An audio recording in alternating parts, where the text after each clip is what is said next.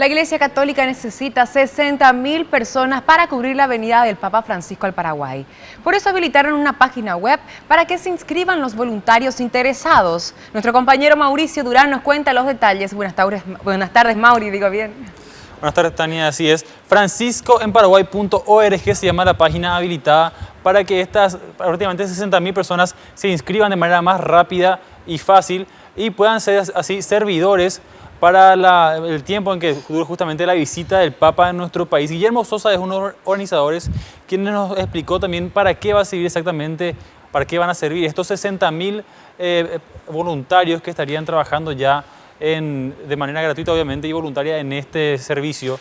15.000 ya se han inscrito dentro de lo que es ya el seminario metropolitano y aún faltan obviamente 45.000. Esto es lo que decía al respecto Guillermo Sosa. Tareas básicas, o hablando en lo general, que van a cumplir o que tienen que cumplir los servidores, son temas como la seguridad, un poco de la sanidad y el orden, apoyar a todo eso, ¿no? Temas como ser puntos de información seguros donde la gente se pueda acercar a preguntar, ayudar en el orden, hacer un cordón de contención, ayudar a socorrer a personas en caso que se necesite, o ayudar a niños perdidos. Van a ir trabajando en eventos puntuales que se les va a ir asignando una vez que tengamos la agenda. Estos servidores van a contar con una capacitación tanto pastoral como técnica. Van a requerir, y repito, que una vez que tengamos la agenda vamos a saber con mayor exactitud, pero estimamos dos capacitaciones importantes en cuanto a lo técnico, que son de participación obligatoria para que puedan ser servidores.